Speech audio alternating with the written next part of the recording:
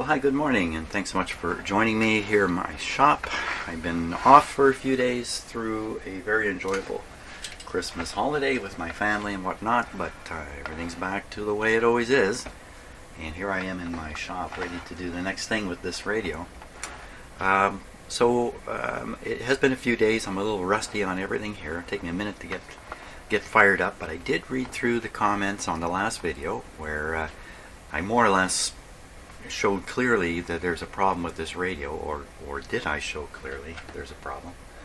And got back quite a few interesting comments. Thank you so much for all your comments. They're all helpful. Just on that basis, in terms of solving the problem with this, which is the inability to get a peak on this trimmer, some of the options are just change the value of the components that are in here. Add more capacitance, cut out a turn off this antenna, things like that.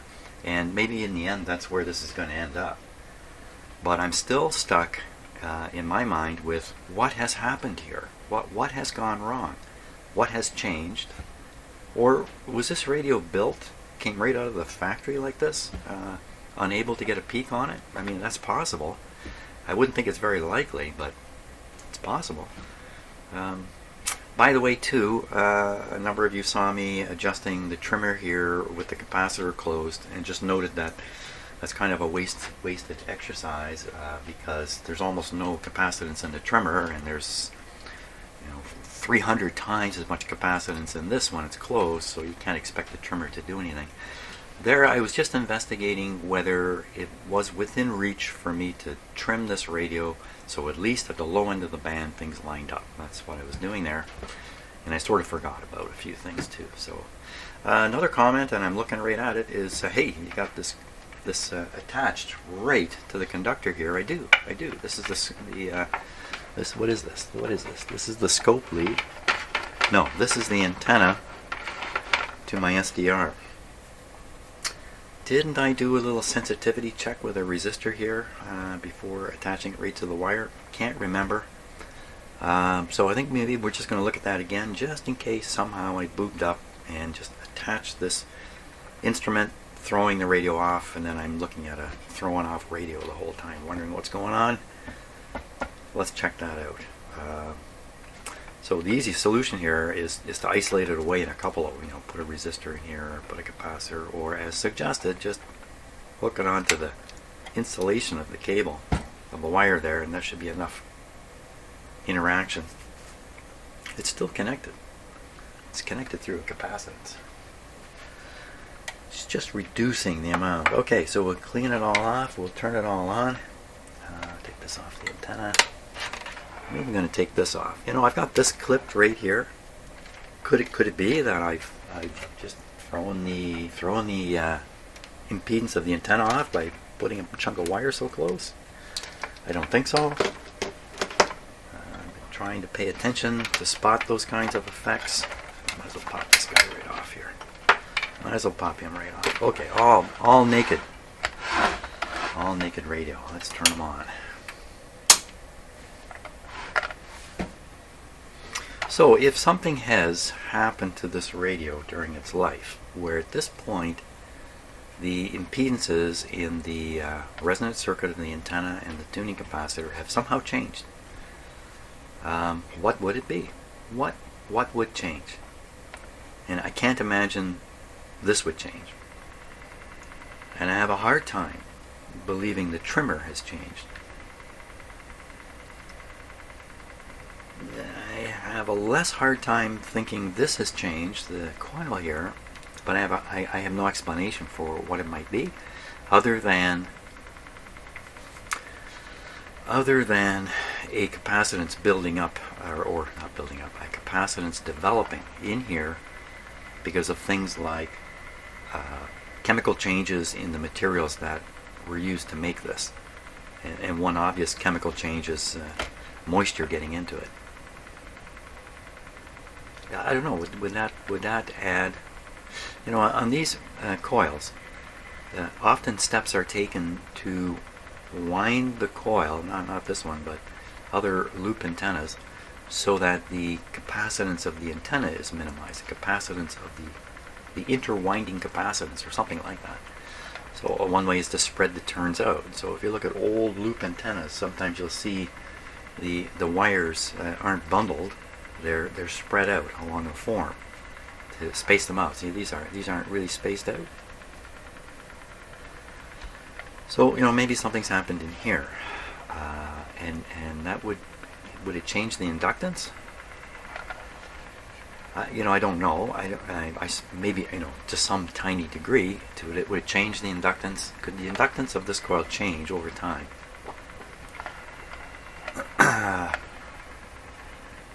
Well, I don't know. I don't think so. I think it has a lot to do with the physicality of the antenna, less to do with the materials of it. So what would happen here? I can't turn the trimmer down enough, which means there's already too much capacitance in the circuit.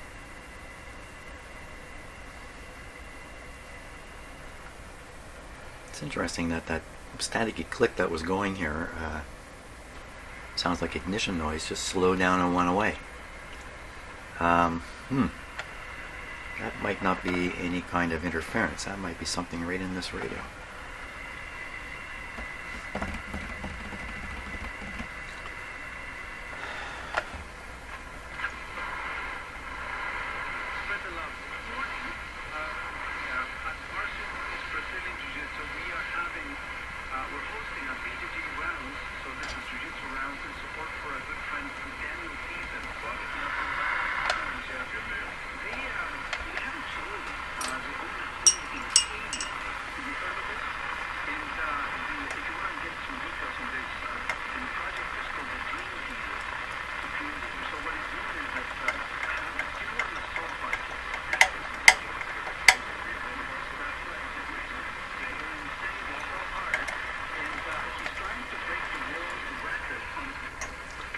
Fortunately, there's no stations up here.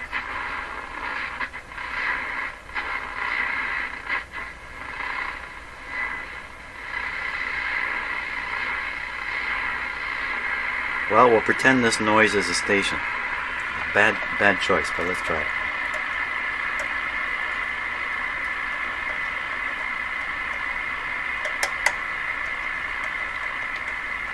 Seem to make it just get a tiny amount quieter. Just as before.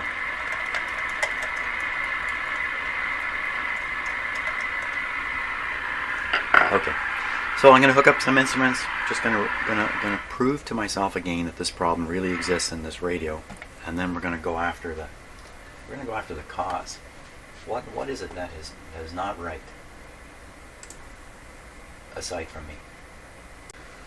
Okay, so what I'm trying to do here now is test to see if I can see the front end resonant point on the SDR, and whether or not by seeing it, by hooking up my SDR, I'm throwing the radio off, and all this time I've been chasing my tail, as has been suggested, although I think it's a different tail that was being suggested there. So what I've done is I've simply put some resistors here. I just threw the others back in the thing there like a dummy. I have a 10,000 ohm resistor here on the end of my SDR antenna lead, if you like. By the way, this is set to times 10 also. Wow. Oh, I'm going to set this to times 1. Okay, listen to the radio. I have the sweep generator going. And we'll put this right here. Now when you look at it, two things have popped up on the SDR. There's a yellow line about center. That's the local oscillator. And move back and forth. That's interesting. Another effect was just shown there. The other thing you can see right near the red line, just to the right of it, is a little response curve there. Just to the right. It shouldn't move with this. Oh, it didn't move. It just went down.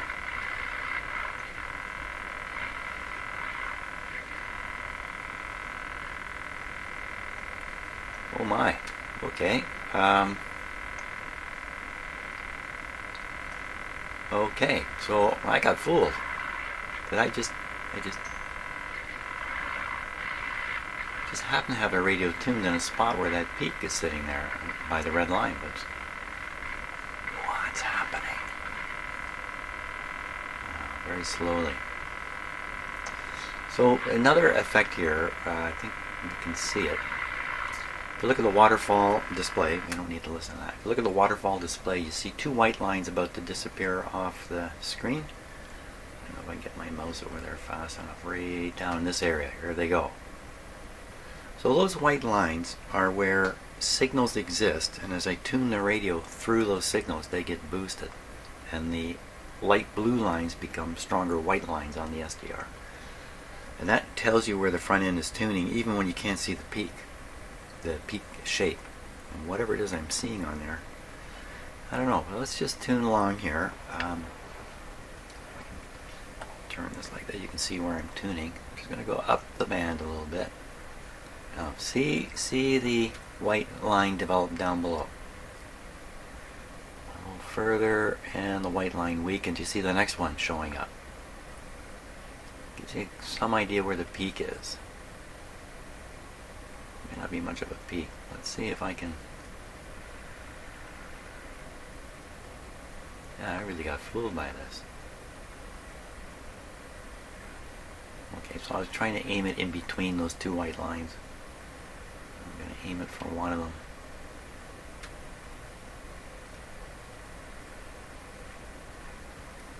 Oh, wow. So the peak's not terribly sharp.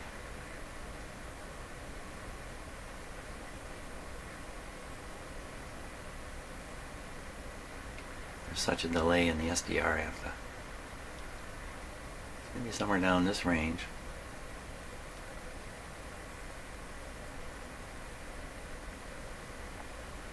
Looks like I'm past it now. Go back.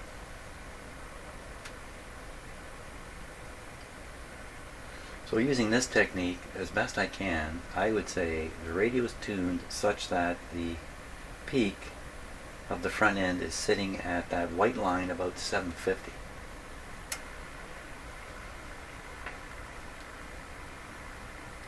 So I've disconnected the antenna of the SDR now. So, okay, so how's that work out arithmetically? So the line we were talking about, it was this little noise signal or whatever this is that was being boosted. And that's at 750 kilohertz. And then the local oscillator, oh my gosh, where did it go? Okay, I haven't touched it, so it should still be there. So the local oscillator, you can still see it. It's right here. So where should it be?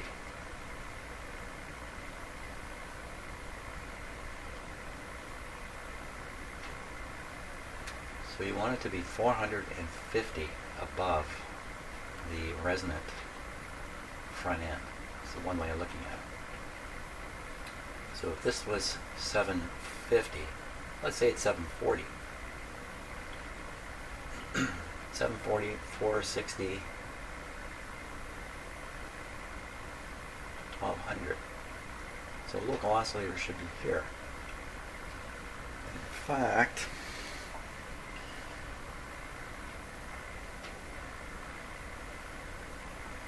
it's high. Should be at 1210 in fact. And here it is at 1230. So again, it's the same thing I'm getting all the time, that the local oscillator and the front end of the radar are not aimed at the same target frequency at any time. But it gave me the impression the front end tuning was not much of a peak. Why can't we see it here? What have I done that we can't see it? And what was that crazy thing I was seeing? Okay, so I'm going to hook this right on. By the way, I did this thing with a couple different resistors, small, big, really big. And what I found was all it does is change the strength of that. You know what? It was that stupid peak that I don't even know what it is anymore. Let's go right on the wire here. Right on the connection. So until I can say, oh, I know what it is. It's the coil that's changed.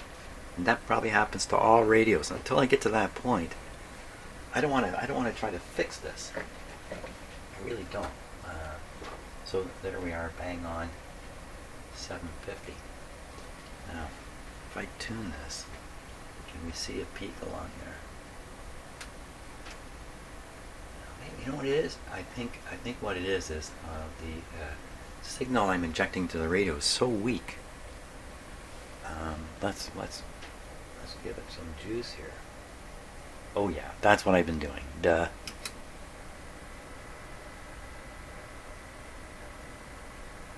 Let's whack it with some sweepy signal. Now, so the local oscillator standing tall right here. Tune the radio. I don't see any front end stuff here.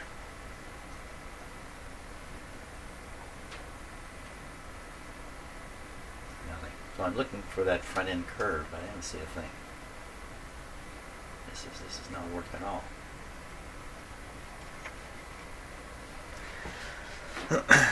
So I've had varying luck with this, and what really with using the SDR to examine the radio, and what has really got my goat is the very first time I tried this with the very first radio, I got an excellent result out of it. Since then I've been chasing that excellent result to try to get it again on subsequent radios. I have such varying results with doing this. I left this on 1. Huh, how do you like that? Duh. Okay, I got to go back to the sensitivity thing again just to be absolutely sure. So this peak is very visible now. Okay. And that takes a while for the coffee to kick in, you know. 800. Well, let's just flip this. It just completely disappeared. That's too much. Okay, so we'll add this. 10,000. Oh, a little bit to the right. That's actually making more sense to me. But there would be a variation. So let's just do this very carefully now. So for sure, the peak is to the right of the red line.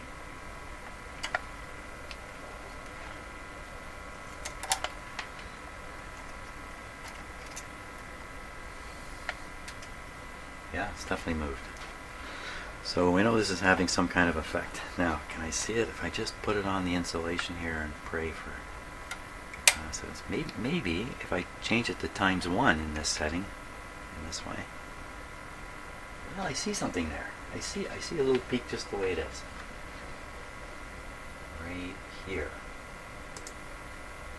So at this point, I'm pretty sure the SDR is having minimal impact on the operation of the radio. Now, what about this coil I've got on the back here? Let me crank this up even higher.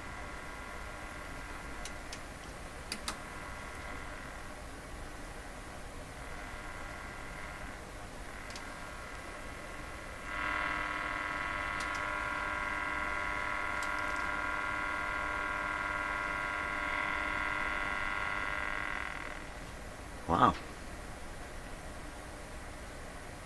I had to think about why this went quiet.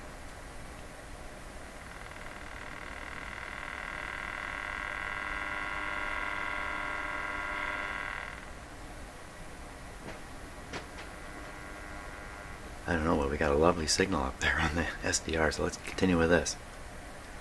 Why the radio is not making a... Well, it still is if I turn it up enough. Yeah, it actually just barely turned up here.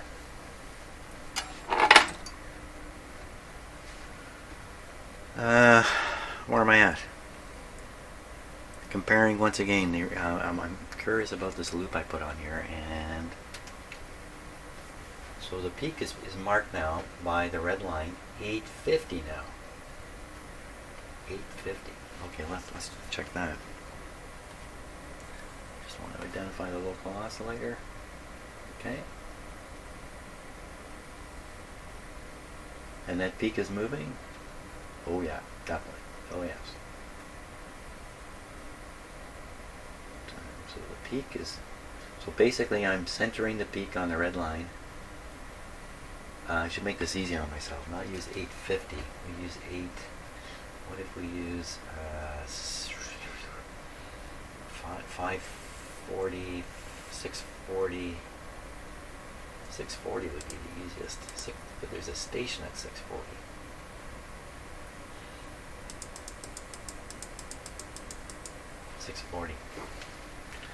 Regardless of the station being there. Oh, well, that answers the question.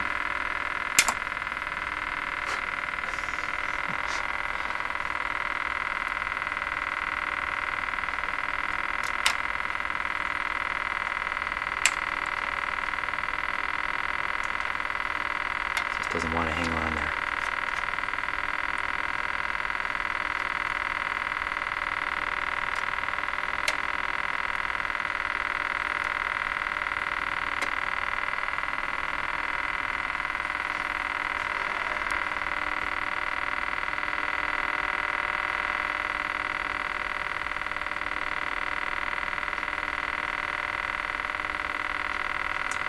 Tuned dead on 640.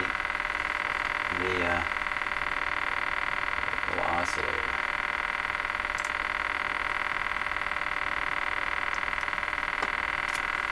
.640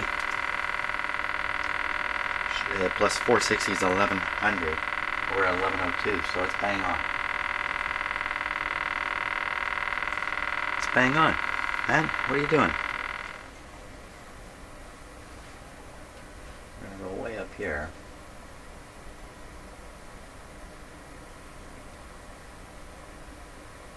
Put it on 13. Look at how wide it is now. 13. So 13, and now the local oscillator is up here. 1300 and 1460 is pretty easy. 1760. 1780. How far off is that? So this is 20 off, which means the radio is not tuning right here, it's tuning 20 off. So 20 would be something like that. It would be over here, still in the peak range.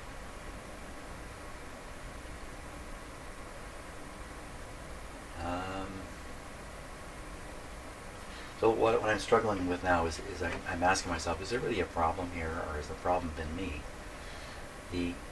They're not dead on. I don't know if you should even expect them to be dead on. They got to be within the working range, somewhere in here.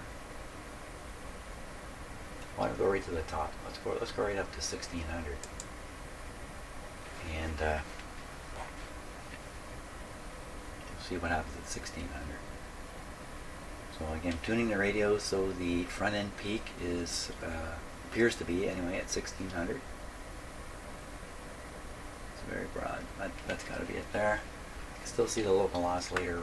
So the local oscillator should be 460 above 16, should be 2060. 2060.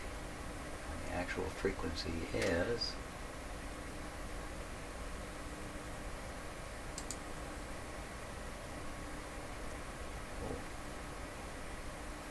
below. I think the radio front end is resonating at 1600. The local oscillator should be 1622 40. The actual frequency is, wow, I did something wrong here. Let's verify the loss. I can verify where the oscillator. Oh yeah, I'm using the wrong thing. Okay.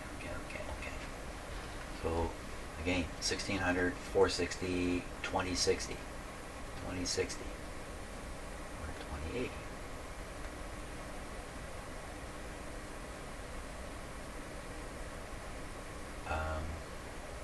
And on the dial, on the radio dial, we're almost dead on 1600.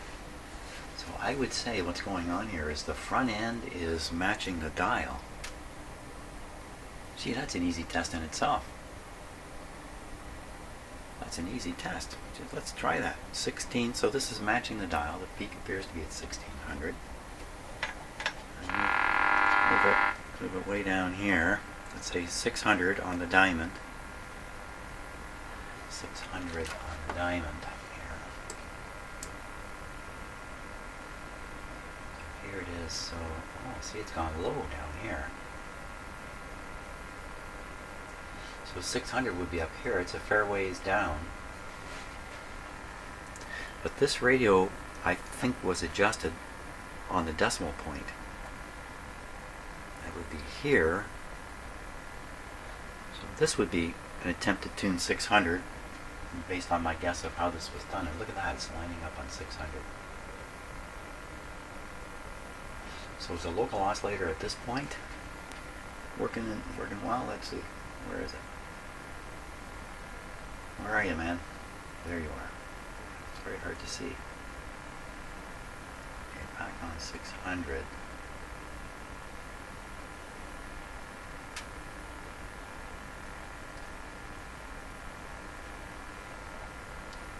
I look at too many things at once here. Wait a minute. Oh yeah, back on 600 on the dot. I'm going to put on the dot. Find out if somebody really did align it this way. So we're on the dot. And I've lost sight of the local oscillator again. Duh, come on, man, come on. Just the little guy next to the big guy. It's the little guy. Here we are. So if we're trying to tune in 600, and a 460 would give a 1060. All over 1060. So that's the answer. That's the answer of what's happened. Is that whoever aligned this radio aligned it onto the dot, not the symbol. So what's the big problem then? The big problem was I had equipment connected that was disturbing the resonant point of the front end. That was the big problem. So if we put this here, 600, and we try to move that front end tuning point. Yeah, here we are. This is where it's not going to have any effect now. Come on, baby, you can do it. Show me something. Move, baby, come on. Come on, baby. There's nothing happening. I got myself right back to the point I was at the end of the last video. Open this guy up. I don't think that thing moved at all. So then the other question is, can we bring the local oscillator to what it should be? So right now the radio is apparently tuned to 600 on the diamond. Local oscillator should be at 1060. In fact, I've lost track of it again. There it is there.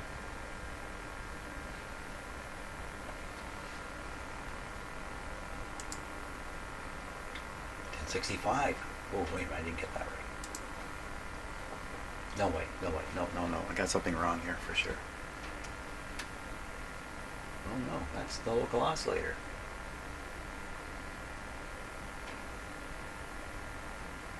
So I want that to say not 1033, but 1060.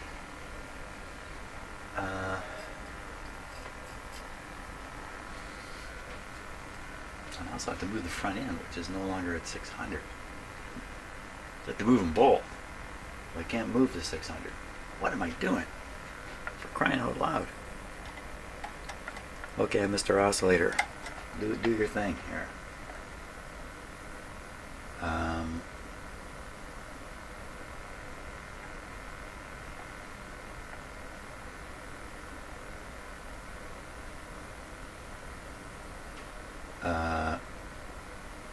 What am I doing? So I'm trying to line this up, everything up at 600. I can't do it because I can't move the front end.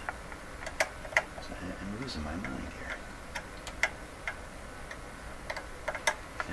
I can't juggle three things at once. That's what's happening.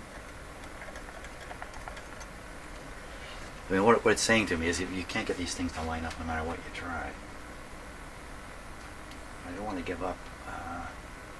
Otherwise, I have to figure out what it is that has gone south. Well, what has changed over the years that has caused all this? Number of active brain cells in my head. Maybe that's what's varying here.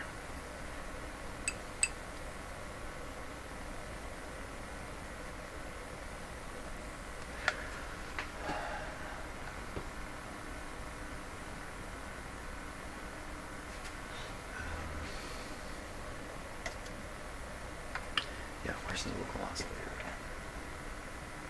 Okay, so that's it there.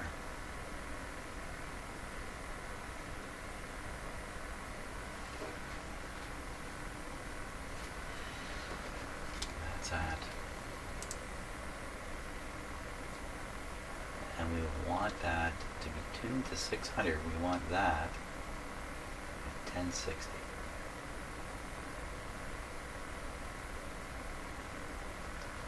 1060. 1060 will be here.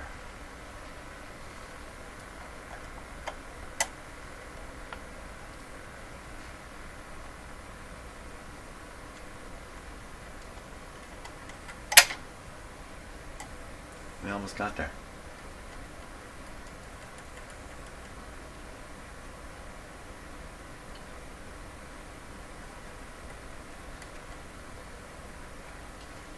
Okay, so if I force it to 1060 by tuning the radio, very carefully. Okay, so I believe the local oscillator is now running at 1060. The radio is set to tune its signal at 600. The front end is a little bit resonant, but not quite dead on. And now, come on, front end, do something this time. Move a little bit. Just swing over towards that. You're going to make me think a lot harder about this. That's the problem. That's the real problem is, I don't want to think hard. We're biologically designed to not think hard. We think hard when we have to, and the rest of the time we don't want to be thinking. And the reason is it consumes resources. I threaten it with a big screwdriver here. Consumes resources we need for hunting, right? Out on the savannah. So we're built to think hard, but only briefly.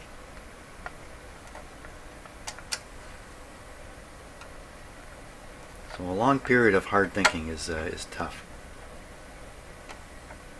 Tough on me. Where did I get here? I don't think I got anywhere at all. I think I've done everything to convince myself there's just no way to align this radio the way it is. Now what about the effect of this coil thing? I just whip it away.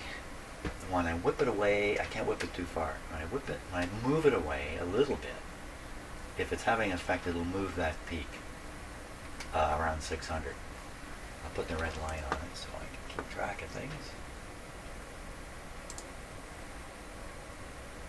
So I don't mind spending a lot of time on this radio doing this, beating it to death, in fact, because I think whatever I figure out here is going to be in my head going forward, and I'll be applying it to all future radios. Whatever it is I figure out. I really don't know what I'm going to figure out here. Okay, so we'll take that off and watch carefully to see if a variation occurs in the frequency. It's going to drop, but will it move?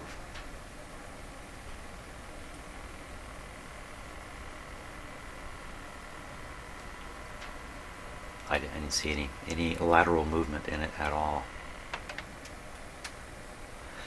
It's safe to say this arrangement is not disturbing the antenna.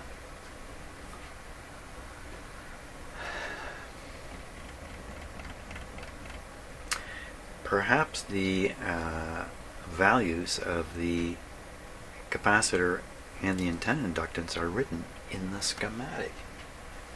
Maybe they are. So I've been staring at this schematic, asking myself, well, what extra capacitance could exist out here that would throw this off? I mean, of course I've been thinking about the winding of the antenna here, and somehow that's developed more capacitance. There's another item in here, the tube itself. Now, my personal knowledge about interelectrode capacitance is pretty much limited to the fact that it exists and it's important at times, and that's about the limit of it. Well, a little more than that. The interelectrode capacitance leads to accidental feedback, so you can have a strong amplified signal here, and through the tube's capacitance it's getting back on the grid, and here you got yourself an oscillator. So it's a big factor, and it's often quoted. It's quoted in the tube manual, so I can find out how much capacitance is here. We can compare it to the amount that's in the trimmer, and we can ask ourselves, can this change? And one more thing we can ask, is that the right tube in the front of this radio? If you look very closely, you'll see this connection here showing up to there. That's the shield of the tube. That's the shield of the tube. Should I say it one more time? That's the shield of the tube. Let's look at the tube now. Okay, there's the tube. You may notice anything about it. If you look at this guy, and you look at this guy back here, and you look at this guy, hey, something different. Now, that's an Admiral tube. And this set was not made by Admiral, it was made by Stromberg Carlson.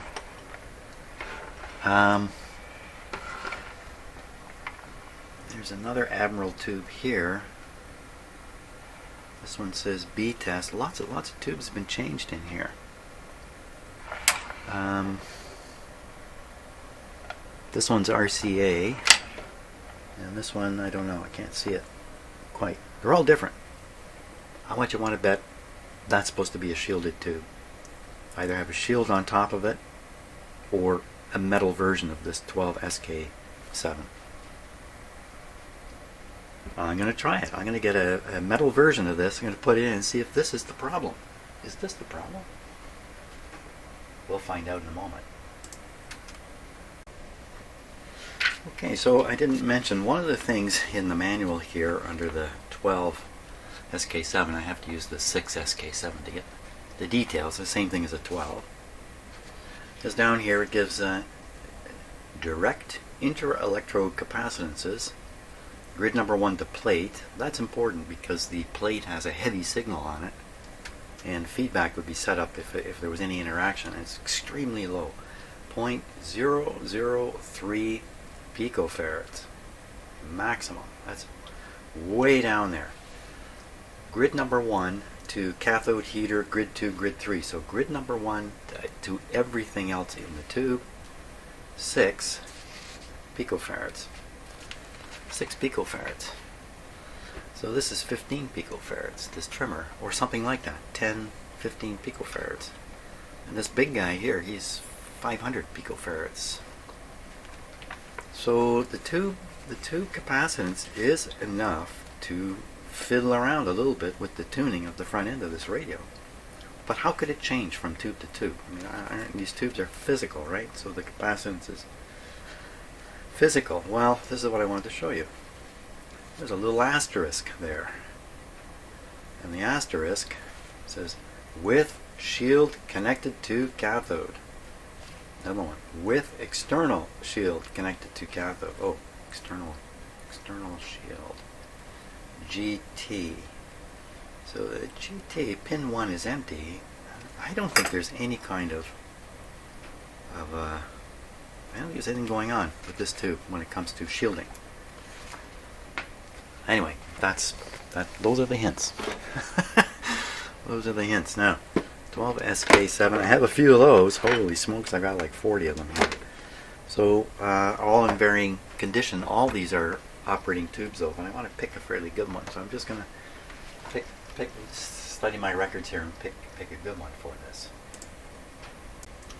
So these are my records of tube tests for the 12SK7 and the 6SK7. You can see there's 25 tubes that have been tested, 25 12SK7s. One of them Number 10 I've stuck in a radio already. It's gone. So these are the two tube testers I generally use, a Stark and a Weston. These are the acceptable limit for this tube for this tester. So 1200 in the Stark, 1520 in the Weston. Now if you look at the tube results, the test results in the Weston for all of my 12 SK7s, they're all way above 15. All of them, except this guy's a little lower. That makes me kind of suspicious that there's something about all these tests that maybe we're a little too generous. And that I managed to do 3 more. I guess I probably found them late in the game, and I tested them in my other tester, and here's the results here. In this case it's 1200 is the reject point, and 2 of them are rejectable.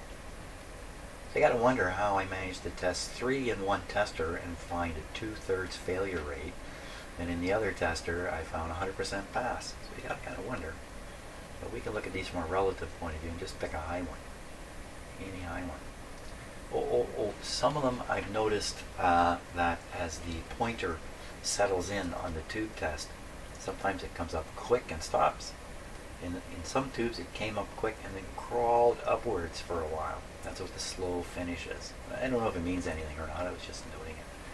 Clean means the tube is nice and clean and shiny. Fall means when I tested this tube, the reading went up to 2200 and then slowly began falling back. And I think that's an indication of a problem. The test is a little bit low too compared to other tubes. So this goes back to my crazy tube testing period about a year ago, where I kind of went wild on tube testing and discovered a lot of truth. The main truth in tube testing is you must know the name of the tube tester and the actual number written on the tube tester that was used for the tube being tested. If you just say tested in the Weston, got 1500, got 1500, you haven't said anything to anybody yet. You got to say, and the limit in the Weston is 1520. You know, you got to add it all in there. Enough babbling about that. Let's stick in with pick one. How about this one? 29, nice and clean. Number 12. Let's find number 12, nice and clean. Yeah. Number 12. Number 12. Here it is. Oh, it is nice and clean. Lovely. 12. So in this tube, pin number 1 should be connected to the shield. We saw on the schematic an attempt to utilize the shield. Out you come, man. You've been a problem. I'm on to you, buddy. Now I wonder if this is the case, and I've been encountering this with other radios. A similar sort of thing has happened. I don't know. I'm jumping to conclusions here. Let's get some truth in front of us. Will this make any difference at all? Ah. There we go. Oh, it is a nice clean one. I like it. Nothing like having clean tubes. Power on, and away we go. I guess we can always, you know, I can test this, but I have no way of knowing anything about the interelectrode capacitances, or do I? Can you actually just hook up a meter to the prongs and read the capacitance? Maybe you can. Maybe it's that easy. Something to fool around with at some point. Hey. Oh yeah, it's still being beat by the sweep.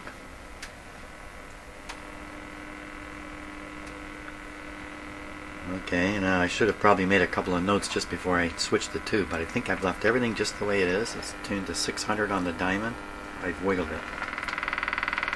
Ooh, what happened?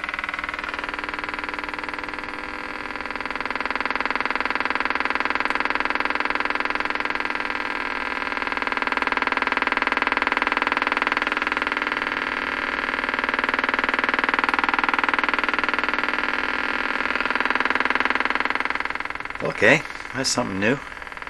So I hear the popping,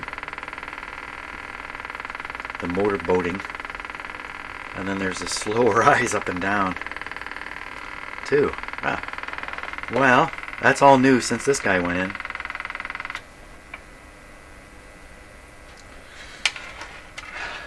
Oh. So many things. So many things.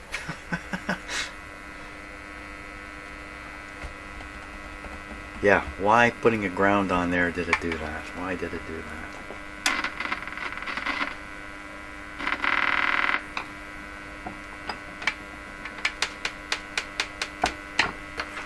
Another ground.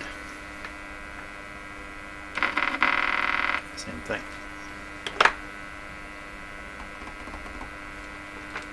I don't know. Can we see anything without looking up the ground here? Try this. Sheath in there. That's on. We can't see anything. We can see nothing. Oh, hot diggity dog. There it is. So everything looks to be in exactly the same place. So let's just make sure I'll tune this exactly to the middle of the diamond marker for 600. It's not at 600. I will try, the capacitor is closed. I'm opening the capacitor here. And it shouldn't make any difference because we're at the low end of the band. Oh, it did move it. It moved it just a hair towards a hair. It moved it a hair.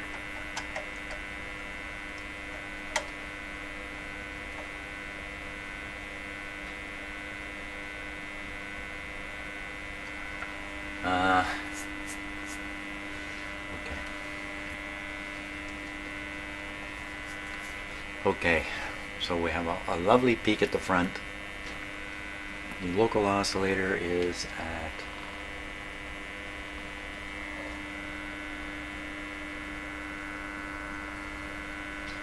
so I'm going to move that front peak to 600 again.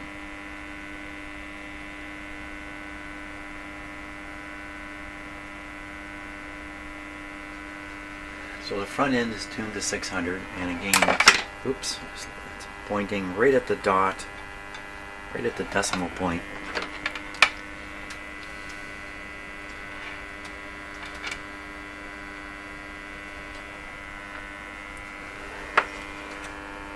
Okay. Now, can we get that local oscillator to work against this again? Let me try it again. So 600. 460, 1060, 1060, 1060,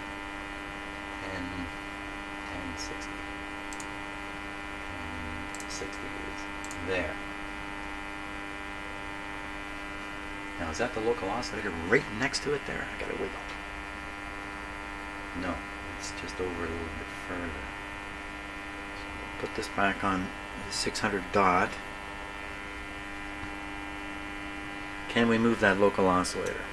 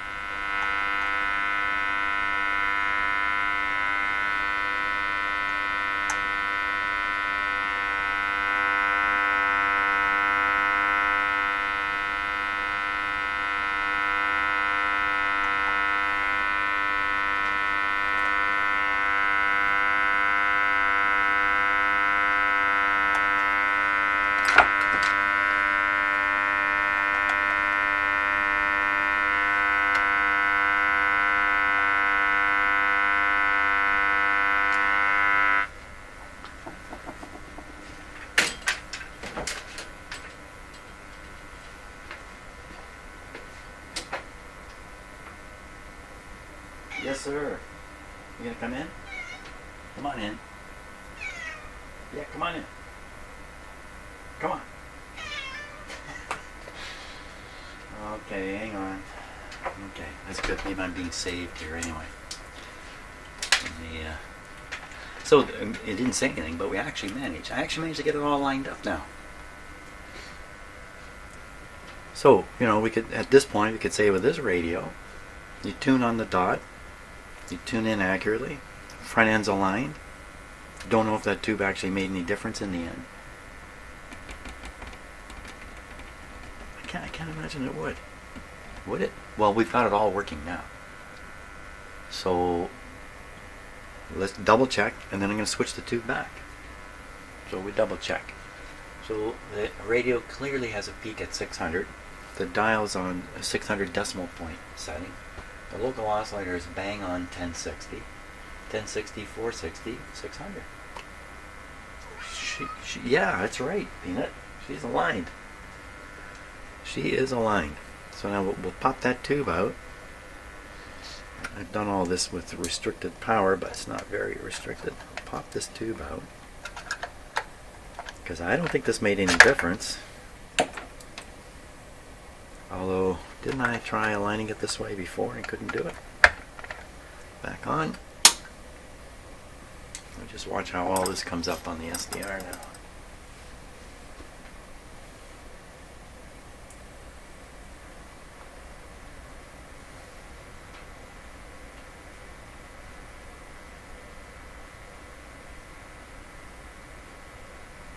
Radio still tuned right at 600. The sweet peak right on 600. Hang on, Peanut. Hang on, buddy.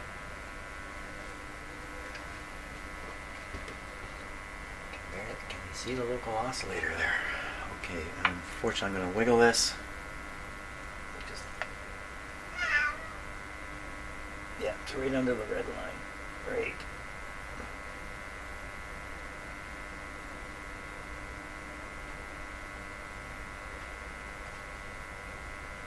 That's it right there. Right there. Right on the dot. So I put this tube in, didn't make any difference. So somehow I managed to align this thing where I wasn't able to do it before. Maybe because I had this lead on the wire. And my earlier attempts at verifying sensitivity or effect of hooking this up failed.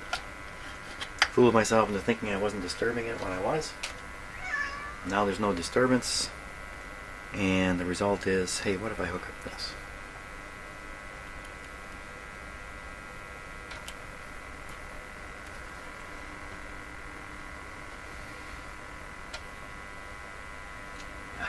Not making any significant difference. And if I peel away this,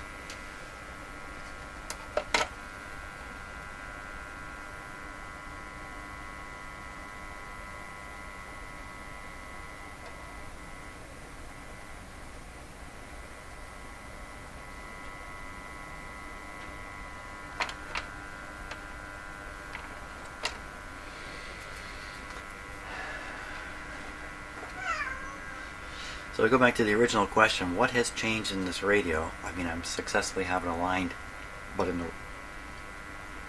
pointer's off. The pointer's off. Peanut, can you hang on for the pointer check? Pointer off. Okay, so let's look at the front of the radio now. Is that what this is? All this time? Come on. So it's supposed to, with the capacitor closed, be perfectly horizontal here. It's off by about, how much? Just a little tiny bit here on the tip, 1/4 inch.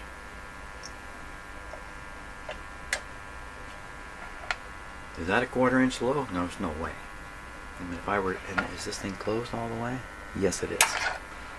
So, I can't imagine moving this up a touch.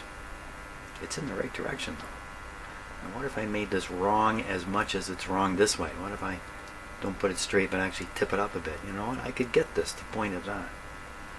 But along comes the next person to use this radio, and they're going to try to stick the pointer across the number. They're going to see the decimal point. They're going to go, that's the spot. And how wrong is it?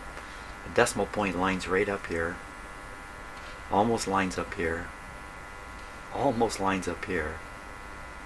It's off here. It's off here.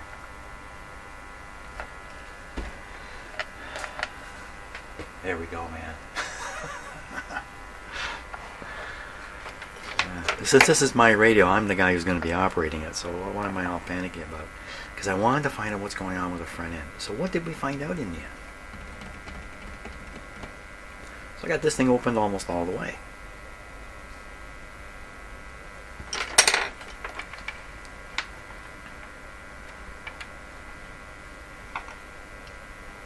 What's left in it?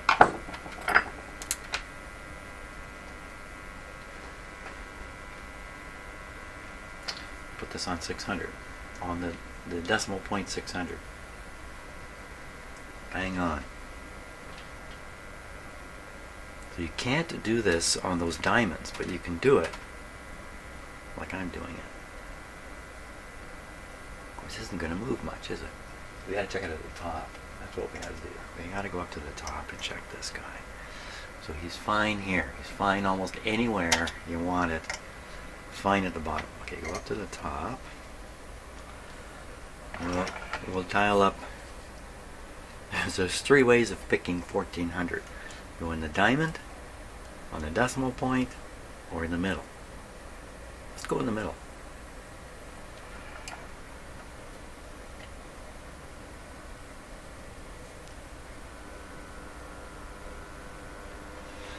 The response curve is widened way out up here. So where the peak is bopping around here, 1350 by 1400, it's actually not really there.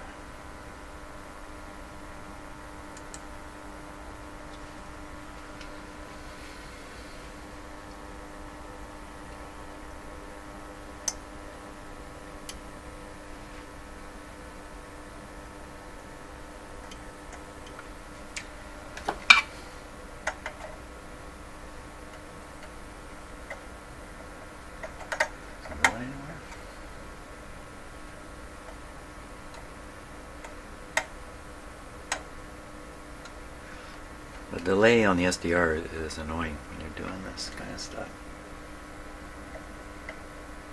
So we really want that peak setting up at 1400. That's as tight as it can go. Ooh.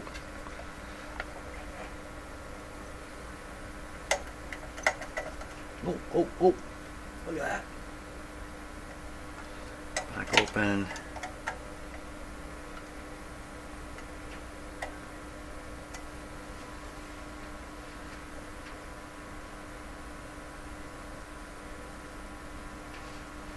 Good up here.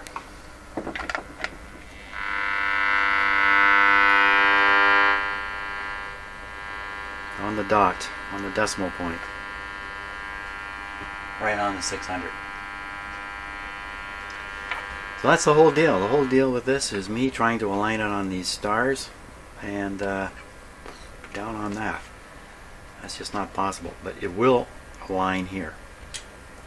And maybe that's the kind of the general rule with these old radios is better find a place close that you can get them to align rather than try to get it right on the money. Maybe. I don't know. I don't know. And as for what changed over time, something, nothing. And how was it working now? Oh, but I'm pretty sure I have things lined up.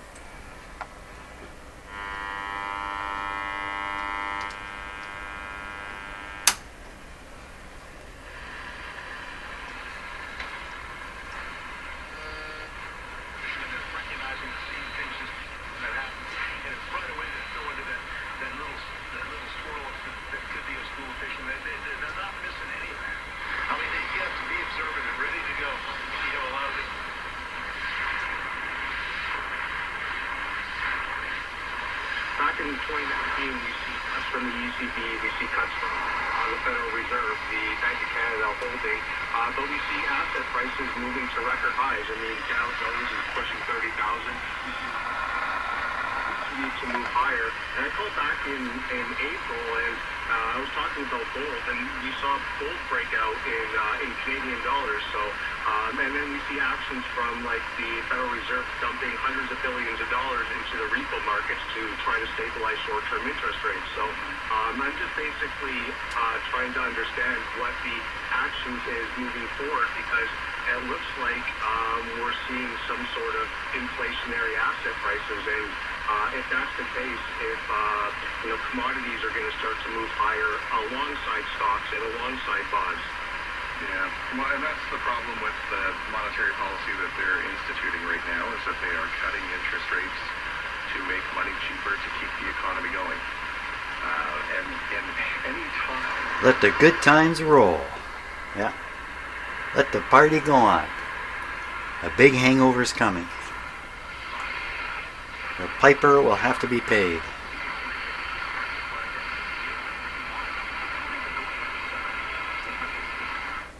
Remember, the first year after you borrow a big whack of money is great. The first year is great.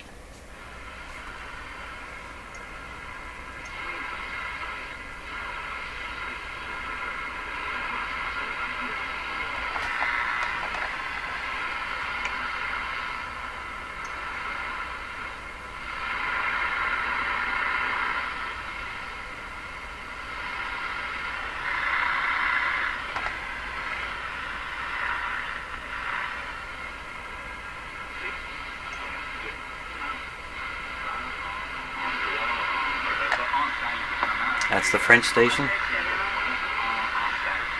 Nice. And there's nothing else to pick up above that during the day. Well, I think that's it.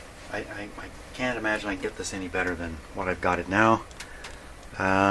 What a crazy run around here. Don't really know what I proved. But yeah, I do know what I proved. I proved that in some cases, these old radios, the best thing you can do is not try to force them on to where they maybe should be on the dial, but find a place where you can get things to align close to where they should be and accept that. And well, too bad the dial's not completely accurate. These are not precision dials anyway. So, great. Cabinet. I gotta get this in the cabinet now and see what it really looks like. Okay, so I got the cabinet repaired. I glued the big crack that was coming all the way around and down to here. I put epoxy on it, especially up at the start point to really freeze it up here.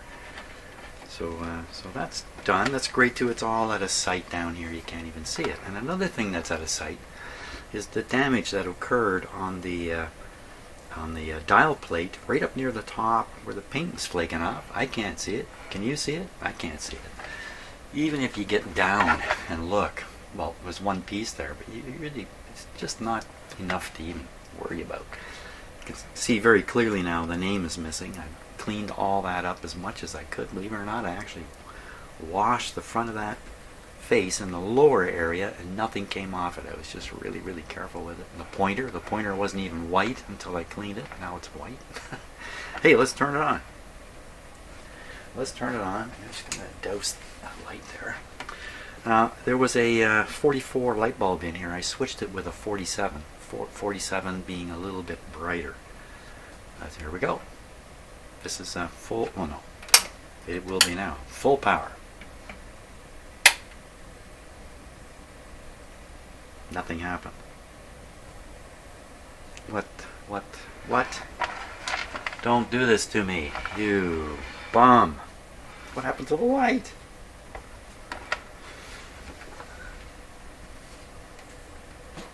What happened to my light bulb? Oh, shoot. Oh, there it comes. He says, what was that big flash there? I don't know. Okay, let's give it a good go here. It's just in my shop, of course. Oh, I know what I can do. Let's just... You notice the light getting brighter and duller as I tune. It's hard to see on the camera. That's because in this radio, the B+ current is pushed through the light bulb. on its way to the tube plates. So the B plus high voltage current is flowing through that light bulb. And as I tune, current flows change a little bit. The light gets brighter and duller. It's nice. It's nice. It's just the right. Looks a little bright in the camera, but it's not. Oh, that's the volume. I'm too excited here. You can trust Abrams Towing. Put it in your phone now. 416-398-2500. 416-398-2500. Once sedation took hold, the person you know and love seemed to disappear. The best path to getting them back starts at New World Medical Detox. New World Medical Detox program in a home-like facility with including 24-hour nurses and doctor supervision to medically manage.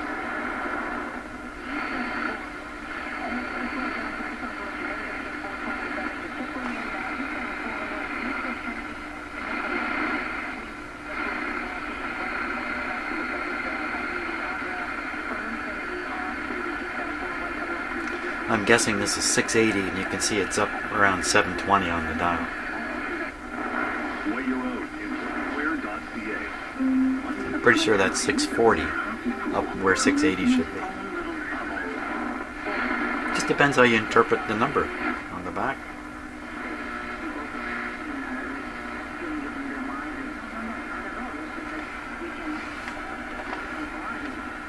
I'm not sure what station that is, 740 maybe?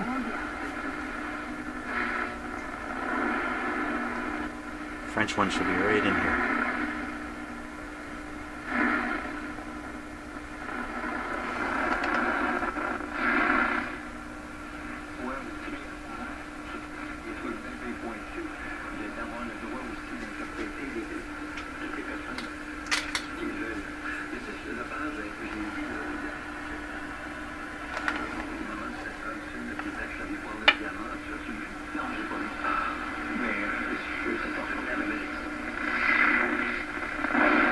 That should be it. Well, it looks like when you pick up a strong signal, pick up a strong signal, it seems to, the light seems to dull out.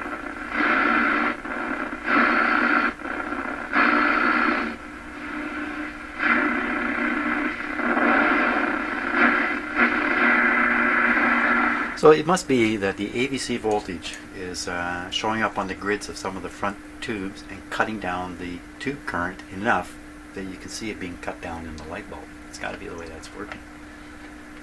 It's kind of the opposite to what you might like, but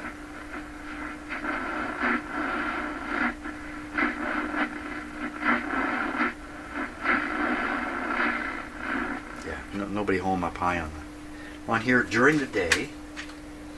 At night, though, of course, there's lots of stuff to pick up. So I do hear a little bit of a hum there.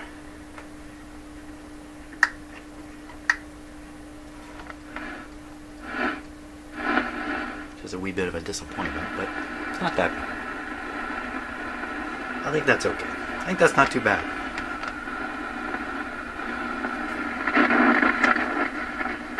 Next year in 2020, is there any big health? I don't want to say bad because it's not really bad, but any things you should be concerned of for next year you see coming up? Concerned of? No, I mean... That's not. Well, we won't worry about it now. Not bad. Not too bad. Maybe a nice little pleasant hum in a radio is not such a bad thing anyway in these old radios. So there we go. That would be the end of this series. So I kind of got a little lost there in the aligning it because of these markers on the side of the dial. So anyway, that's about that. Not bad. And I know what the next radio is. The next radio that's coming in here is a little smaller than this guy, and it's going to be a big challenge. So thanks a lot for watching the series, and we'll be on to the next radio. See ya.